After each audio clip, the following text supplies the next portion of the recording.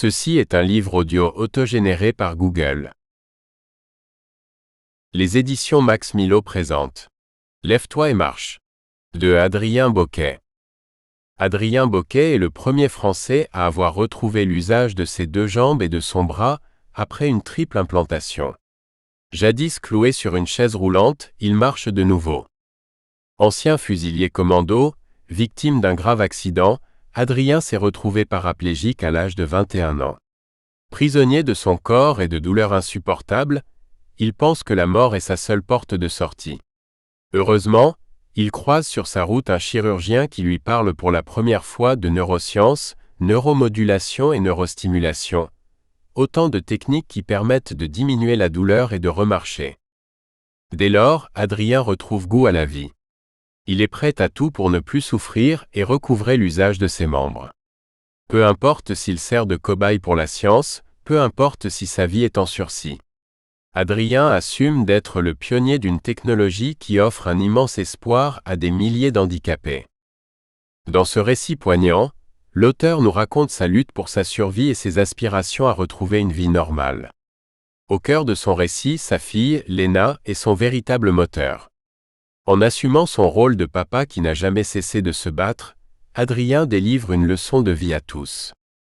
Originaire de Lille, Adrien Boquet a fondé en 2018 l'association Hands pour venir en aide aux handicapés physiques et mettre la lumière sur le handicap invisible.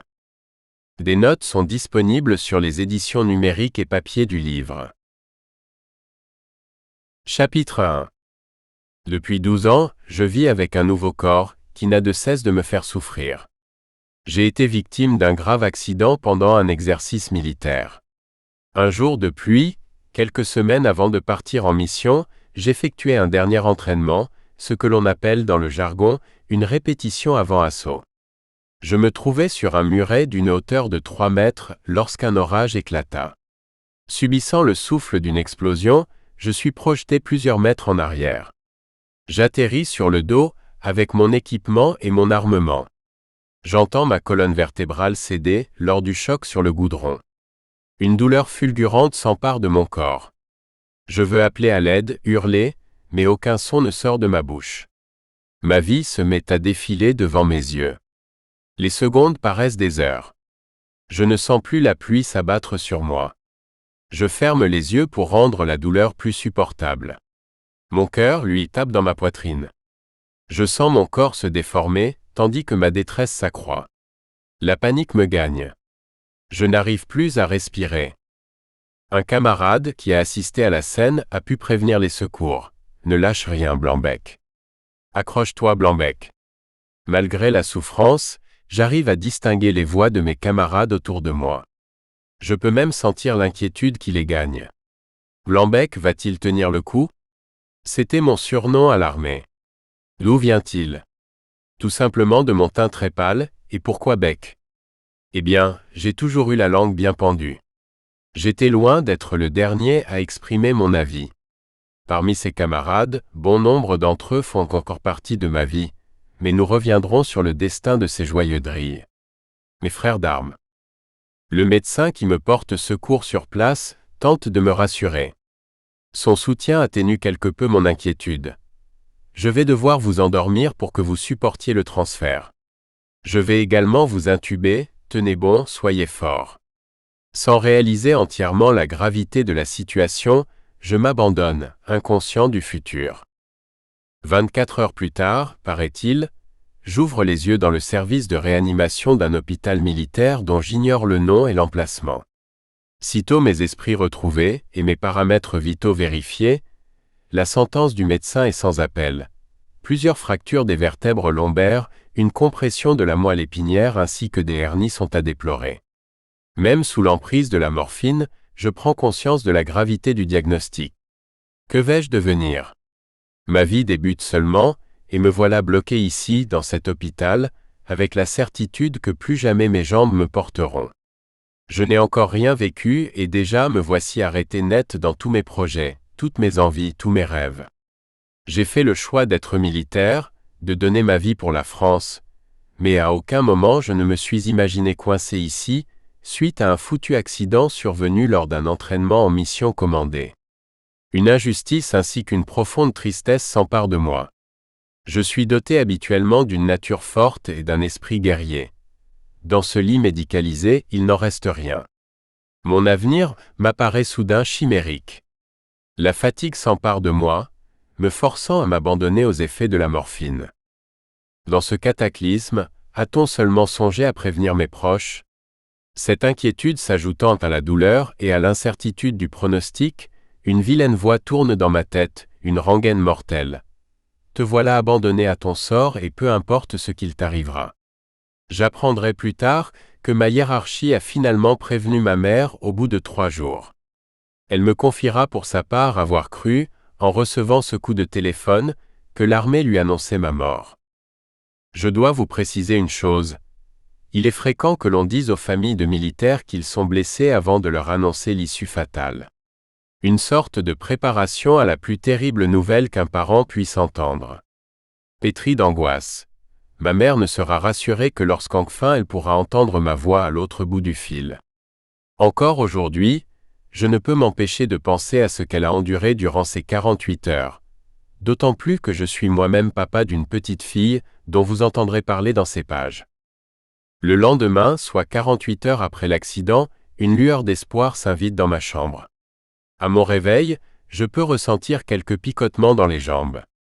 Je n'arrive pas à y croire. La veille, ma vie était terminée.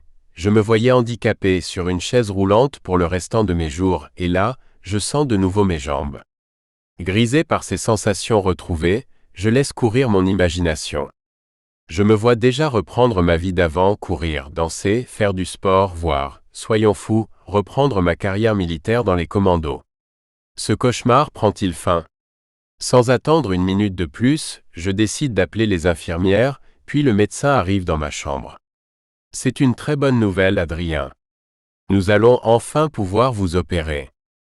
2 jours plus tard, le médecin m'explique d'un ton martial le détail de l'opération, comme un général divulguerait son plan avant une bataille. Il s'agit d'écarter certaines vertèbres afin de dégager de la place au niveau de la moelle épinière, et ainsi, me soulager pour éviter que les nerfs ne soient compressés.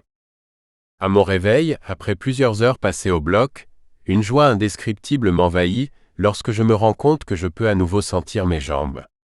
Un espoir qui prend fin lorsque le médecin pénètre dans ma chambre. La pompe à morphine que je peux actionner à la main pour soulager mes douleurs ne me sera d'aucun secours pour atténuer le choc des mots que je vais entendre et auxquels je n'étais pas préparé. Adrien, bonjour. L'opération s'est très bien passée, mais... Le mais n'est jamais le bienvenu dans une conversation médicale. Mais évidemment, vous vous en doutez, vous ne serez jamais plus comme avant. Le corps avec lequel vous avez grandi, vous ne le retrouverez plus. Tout ce que vous faisiez avant est désormais révolu. Malgré cette annonce plutôt pessimiste, je ne peux m'empêcher de continuer à y croire. Si rien ne peut se réparer complètement, et si le comme avant semble s'éloigner du champ de mes possibles, reste ce long combat de la vie contre la mort qui débute. Il s'agira de vivre autrement, certes, mais en me donnant toujours toutes les opportunités morales, physiques et techniques de surmonter l'adversité. Vous ne retrouverez pas le corps avec lequel vous avez grandi. Les mots du chirurgien résonnent toujours dans mon esprit quelques jours plus tard. Il faut que je dise adieu à ce corps, que j'en fasse le deuil pour laisser la place à un autre, beaucoup moins docile, moins malléable, qui me fera souffrir chaque jour. Lorsque l'on est pris dans la jeunesse, on ne se rend pas compte de la chance que l'on a de se lever tous les matins en n'ayant aucune douleur quelque part. Ce corps que l'on nous a donné à la naissance est là. Nous vivons avec, mais nous n'en avons pas conscience. C'est réellement à partir de cet accident que j'ai pris conscience de mon corps, une fois qu'il se rappelait à moi par la souffrance. C'est presque similaire à une rupture. On se rend compte de la chance que l'on a une fois que l'on perd l'être aimé, à qui nous n'avons pas donné toute notre attention et notre considération. C'est exactement ce que je ressens sur ce lit d'hôpital, en repensant aux mots du chirurgien. J'ai perdu ce corps avec lequel j'ai cohabité durant toutes ces années. Et je le regrette déjà comme si je perdais une femme que j'avais trop délaissée. Malgré la souffrance et le marasme qui s'emparent de moi, je garde toujours l'espoir de partir au combat. C'est ma raison de vivre. Ce qui me fait tenir dans ce lit d'hôpital. L'amour pour mon pays ainsi que ma soif d'aventure, de sport, et l'envie de me dépasser m'ont poussé à m'engager et à intégrer l'armée française. Et je dois vous dire que les armes ne m'ont jamais impressionné. Au contraire. À l'âge de 11 ans, j'ai été gagné par la passion pour le tir, la balistique, plus globalement, les armes à feu. Ma fascination pour la Seconde Guerre mondiale a certainement joué aussi un rôle dans ma décision. Enfant, j'écoutais attentivement mon père me raconter l'histoire de la résistance, de ces Français qui se sont battus pour leur pays au péril de leur vie. Admiratif et très patriote, j'avais en tête de perpétuer leur histoire en m'engageant moi aussi pour mon pays. Et c'est ainsi qu'à 17 ans, je me retrouvais dans un bureau de recrutement de l'armée et me lançais dans cette aventure. Jugé encore un peu jeune, je suis envoyé en préparation militaire pendant 3 semaines qui, loin de me décourager, me confortèrent dans ma décision. Lorsque je vacille, que je m'affaiblis, voilà ce à quoi je pense. À la France, à mon père et à ces résistants qui n'ont pas reculé face à l'ennemi. C'est ma force. Partir me battre pour mon pays. Cette vocation ancrée au plus profond de moi prend fin un 3 décembre. Une date gravée à jamais dans ma mémoire. C'est la deuxième fois que ma vie bascule. Chapitre 2. Monsieur, vous êtes reconnu inapte définitif au corps des commandos de l'armée française. Nous sommes navrés de cette décision, mais nous ne pouvons pas aller à l'encontre des comptes rendus des spécialistes sur vos infirmités. J'ai 20 ans, je me croyais infaillible et je dois intégrer le mot « infirmité » dans ma vie courante. Ce mot seul me fait l'effet d'un coup de poing. Et toujours cette injustice qui revient, comme cette vision de mon père assis sur mon lit me racontant le combat des résistants pendant la guerre. Cette image me donnera la force de me surpasser, encore et toujours. Nous vous avons réorienté au poste d'auxiliaire sanitaire. Ce poste, j'y ai déjà été familiarisé. Un métier extrêmement utile dans l'armée, puisque c'est nous qui assurons la santé des militaires sur le terrain et venons en aide aux blessés. Je me fais une raison, je ne peux plus être fusilier commando. C'est terminé. Merci pour votre courage. Merci pour votre dévouement. Merci pour votre service actif au sein du groupement des commandos de l'armée française. En espérant que votre nouvelle orientation se passera le mieux possible. Merci. Merci de quoi? Ce métier était toute ma vie. Ma vie, depuis la réception de cette lettre, est brisée. J'ai dû relire une 20aine de fois ces mots signés du commandant de l'armée française pour intégrer cette décision inéluctable et me faire une raison. L'impuissance est un des pires sentiments que l'on puisse ressentir. Lorsqu'on a 20 ans et que l'on a sa vie à construire, c'est encore plus terrible. L'action a toujours été mon moteur. Je dois me faire à l'idée que plus rien ne serait comme avant. Une période très difficile pour moi et mes proches débute alors. Mon rêve de devenir commando s'est définitivement envolé. Je suis doté d'un nouveau corps à apprivoiser. Cela fait beaucoup à intégrer en très peu de temps. Heureusement, tandis que je suis enchevêtré dans le désespoir, ma famille est très présente et m'apporte quelques instants de félicité. Sans jamais me l'avouer, ma mère est soulagée de voir son fils d'abandonner l'idée de participer à une guerre souvent jugée lointaine et inutile vue d'ici. J'avais conscience de l'inquiétude que je faisais endurer à ma famille, mais le désir d'adrénaline était plus fort que tout. Ce nouveau poste au sein de l'armée en tant qu'auxiliaire sanitaire est loin de m'exciter. Tu vas voir, Adrien, c'est une nouvelle aventure qui commence, disent les uns. Je suis sûr que tu vas t'épanouir dans ce nouveau boulot. Et en plus, c'est quand même moins risqué. Et si ça se trouve, c'est un signe. Peut-être que cet accident t'a sauvé la vie. Tu aurais pu y laisser ta peau, disent les autres. Étant de nature cartésienne, je n'ai jamais cru aux signes. Jusqu'au jour où l'un de mes collègues Jérémy, qui fut l'un de mes binômes, décède quelques semaines plus tard en opération extérieure, lors d'une mission d'extraction d'otages. Il a été touché par un tir de sniper et n'a pas pu être sauvé. J'apprends la nouvelle par un ami commun, Adam. J'aurais pu être à sa place. Je n'en dors pas pendant des jours. Sa mère, que je vois anéantie à son enterrement, pourrait être la mienne. C'est un déclic. Réellement. Oui, j'aurais pu être à sa place, et sûrement mon accident m'a-t-il sauvé la vie. Alors, à partir de ce jour, je prie pour m'adresser à lui, et je lui fais une promesse. Me battre. Ne jamais faillir face aux difficultés. Certes, j'ai été victime d'un grave accident. Il y a des matins où me lever de mon lit me semble insurmontable, tellement la douleur irradie mon corps. Mais je parviens toujours à trouver cette force, malgré la souffrance, en pensant à mon ami Jérémy, décédé à l'âge de 19 ans en mission pour notre pays. Me voilà donc embarqué dans une nouvelle aventure. Je deviens auxiliaire sanitaire. J'effectuerai cette mission pendant 2 ans. Je vais également faire quelques missions dans l'opération Sentinelle. Une opération de l'armée française a été mise en place sur tout le territoire au lendemain des attentats qui ont frappé la France les 7, 8 et 9 janvier 2015. Je suis envoyé à Toulouse et à Marseille.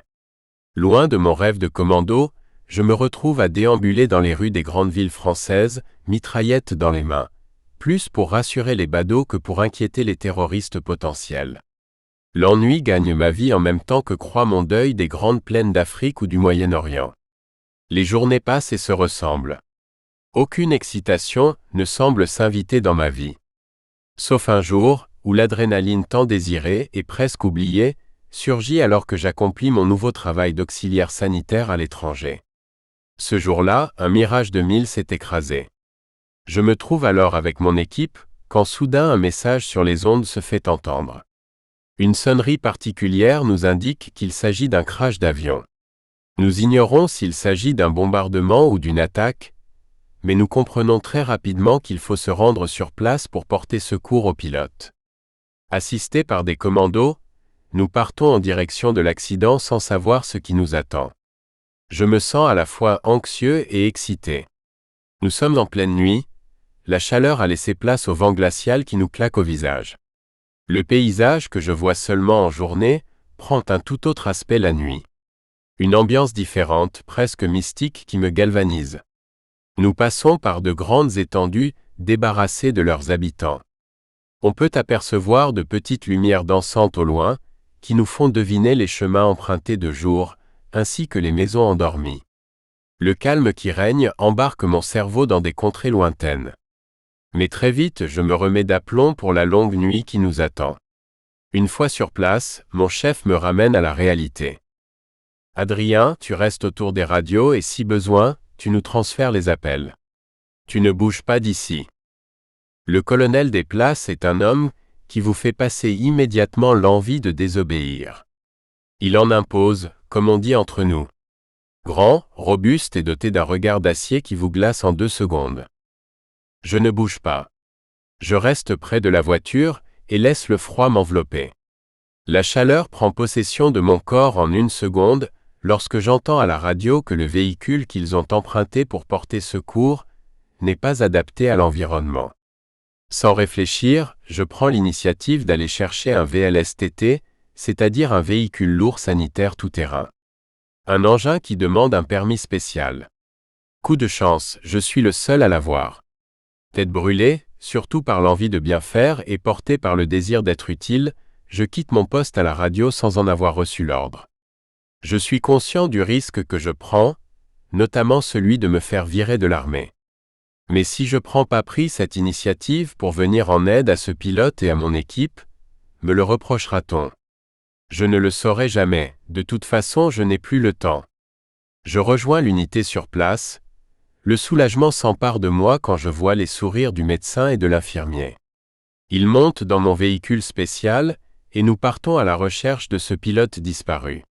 Il est introuvable. Durant plusieurs heures en pleine nuit, nous sommes à sa recherche. Les minutes semblent des heures et la fatigue se fait sentir. Le froid contribue à nous maintenir éveillés. Le ciel s'éclaircit et les étoiles, qui nous accompagnaient depuis le début de cette mission, s'effacent pour laisser place au jour qui commence à poindre. L'angoisse et l'inquiétude sont devenues perceptibles dans notre unité. Soudain, je ne sais pas par quel miracle, le pilote, qui s'était éjecté de son avion, est devant nous, allongé à terre. Le soulagement a disparu aussi vite qu'il est venu. L'homme qui gît à terre est inconscient et à première vue, paraplégique. Nous l'embarquons afin de lui administrer les premiers soins. Mon chef donne l'ordre de l'exfiltrer le plus rapidement possible vers un centre médical d'urgence. Mission accomplie. Une fois arrivé au petit jour au centre sanitaire, mon chef d'unité demande à me voir seul. Bravo Adrien, très bien cette initiative d'avoir pris ce véhicule tout-terrain. Tu as grandement contribué à son sauvetage, tu peux être fier de toi. Fier, je le suis, mais en dehors de ces 4 murs, aucune reconnaissance n'aura officiellement lieu. Mon travail d'auxiliaire sanitaire se poursuit sans encombre pendant 1 an et demi. Ma santé se détériore de plus en plus, malgré les médicaments antidouleurs. Mes lombaires me font énormément souffrir et je suis sujet au sciatique. La souffrance prend une telle ampleur qu'il devient difficile pour moi de me concentrer sur mon travail. Mon médecin prend la décision de me mettre en arrêt maladie. Pendant cette période, je passe plusieurs tests et examens qui permettent de détecter des hernies discales importantes, ainsi qu'un début de compression de la moelle épinière. Je subis 2 opérations en urgence. Elles consistent à libérer de l'espace intersomatique. Je me revois lors de mon premier rendez-vous dans le cabinet du docteur Lefebvre. Plus habitué aux armes et au combat, je ne comprends rien au charabia des médecins. Adrien, cette opération a pour but de libérer de la place entre les vertèbres au niveau des disques, m'explique mon chirurgien. Je hoche la tête. Puis il reprend. Nous allons remplacer certains disques par des disques artificiels. Je suis dubitatif, et me voilà de retour à l'hôpital. Moi qui pensais en avoir terminé avec ces murs et ce lit froid. Je comprends très vite que désormais, la souffrance ne me quittera plus. La veille de ma première opération, je me retrouve dans ma chambre avec comme seule compagnie la télévision et mon ami Jérémy qui m'accompagne dans mes pensées. Malgré la peur du lendemain, je réussis à m'endormir devant une série policière américaine. La nuit, je me réveille en sueur. Je suis pris de frissons interminables. Impossible de contrôler l'angoisse qui s'empare de moi. Je me rendors enfin, épuisé, après plusieurs heures à imaginer un avenir en fauteuil roulant, seul et perdu au milieu de cette société inadaptée aux personnes invalides. Les 2 opérations se passent très bien. Je peux enfin reprendre le travail, ou du moins, je le crois. L'espoir de retrouver une vie normale est de courte durée. Quelques mois plus tard, les douleurs reprennent de plus belle et ne me laissent plus tranquille. Dans l'incapacité de travailler en tant qu'auxiliaire sanitaire, je rencontre des médecins experts pour décider de mon sort. Au vu de mon état de santé, ils décident de me mettre en arrêt longue maladie, mais ce n'est pas tout. Ce que je redoutais le plus se présente finalement à moi. Je ne peux plus y échapper. Mon dossier repasse en commission de santé. J'attends de longues semaines le verdict. Il fait pourtant tellement beau dehors. Le soleil brille. Il est annonciateur de bonnes nouvelles, jusqu'au moment où j'ouvre la boîte aux lettres. Cela fait quelques mois que j'ai quitté l'hôpital et que j'ai récupéré un peu de ma motricité. S'il m'est impossible de courir suite à l'interdiction de mon médecin, je parviens tout de même à marcher et à me déplacer normalement. Peu à peu, je reprends confiance en moi malgré une première annonce de médecins militaires qui sont venus achever mes rêves sur mon lit d'hôpital. Ils m'ont annoncé que je ne pourrais plus être commando dans l'armée. Une déclaration non officielle qui a tout de même laissé un peu de place à l'espoir. Je savais qu'une commission de santé militaire allait décider de mon sort prochainement. Mon avenir était entre leurs mains. Je refuse de me résigner. Dans l'attente de la décision officielle, je fais régulièrement le même rêve. Je me trouve dans une salle immense entourée de médecins militaires. Il fait froid, très froid. Et à chaque fois, la réponse était la même. Monsieur, vous devez vous réorienter. Vous ne pouvez plus faire partie du corps des commandos de l'armée française. Je suis alors pris d'un accès de rage intense, et je détruis tout ce qu'il y a dans cette salle, y compris les médecins présents. Tous portent une blouse blanche. Cette colère dans mes rêves est devenue réalité ce 3 décembre. lorsque je reçois le courrier de la commission. La décision se trouve là, entre mes mains. Je suis étourdi à l'idée de me dire que mon avenir tient aisément dans une enveloppe de quelques centimètres. Je prends place dans le salon et m'assois. Ma mère ne dit pas un mot, s'approche de moi et pose la main sur mon épaule. Je sens mon pouce accélérer. Mon avenir est là. Je ferme les yeux, et je me revois avec mes camarades et collègues durant ma formation de commando. Blanc-bec, tu ne veux pas la fermer un peu? Je vois Antoine et Paul. Ou plutôt Toine et la Fouine, sans oublier le. C'est comme ça que l'on surnommait Lambert. Je vois mon père, assis sur le rebord de mon lit le soir, me racontant la guerre, l'histoire des résistants français avec ferveur et passion. Puis j'entends mon coéquipier hurler, demander de l'aide et partir en courant après ma chute. De l'aide. Au secours. Adrien est tombé. Vite, un médecin. J'ouvre à nouveau les yeux pour affronter mon destin et me tourner vers le futur. Que faire? Tout est flou. Je ne peux empêcher mes mains de trembler. Chérie, ouvre s'il te plaît. Ma mère s'approche et s'assoit à côté de moi. Elle pose la main sur mon genou. Je reprends mes esprits et j'ouvre enfin ce courrier. Je suis reconnu inapte, définitivement. C'est terminé. Le couperet est tombé. Une décharge se fait sentir dans ma jambe. Ma mère agrippe plus fort mon genou de sa main. Je tremble. Je me sens défaillir. On s'y attendait. Au moins, c'est officiel. C'est écrit noir sur blanc, Adrien. Tu vas pouvoir passer à autre chose. Oui, ma mère a raison sur un point. C'est bel et bien écrit noir sur blanc. Dans sa voix et dans son corps, je ressens son soulagement. Son fils ne va pas servir de chair à canon. Il ne va pas risquer sa vie sur un champ de bataille. Moi, je suis anéanti. Tout s'effondre. Mes espoirs s'envolent. Que vais-je devenir? Je me revois bloqué sur ce lit d'hôpital, avec la sensation que tout m'échappe. Je pose la lettre sur la table, je me lève et m'avance vers la fenêtre. Je ressens soudain le besoin d'être seul. Mon rêve revient comme un boomerang. Je me sens envahi par la fureur. J'ai envie de tout casser. C'est presque viscéral. Ma mère, avec qui je n'ai pas besoin de parler pour lui faire transparaître mes sentiments, s'est levée et m'a pris dans ses bras. Je n'ai même pas la force de me dégager de son étreinte. Je me laisse faire et m'abandonne en pleurant dans ses bras. Chapitre 3. Désormais, chaque matin, je me réveille avec une douleur lancinante. Il m'est devenu difficile de continuer à travailler en tant qu'auxiliaire sanitaire. Me voici donc à nouveau chez mon chef d'unité. Son bureau est froid et gris. Une photo de sa femme et de ses enfants se dresse devant moi, comme pour montrer qu'en plus d'avoir réussi sa vie professionnelle, sa vie privée est un sans faute. Le son de sa voix me fait détacher le regard de ce bonheur familial. Adrien, vous allez devoir passer à nouveau devant la commission de santé de l'armée, mais cette fois-ci pour une nouvelle affectation. Une photo de lui, encadrée au mur, retient mon attention pendant qu'il me parle. On le voit, arme à la main, sur le terrain, en Afrique ou au Moyen-Orient, posé fièrement avec ses compagnons militaires. Tous ont le sourire. Moi, le sourire, je l'ai perdu. Je suis là, assis devant lui, désarmé et fatigué. Sur le moment, je me dis que je n'aurai jamais de bureau comme le sien, ni de photo familiale, reflet d'une vie réussie et épanouie. 3 mois passent. Je retrouve enfin une activité professionnelle. On m'annonce par courrier, encore une fois, que je suis affecté dans une nouvelle caserne en tant que magasinier aéronautique. Un poste aménagé compte tenu de mon handicap. Une nouvelle vie s'offre à moi.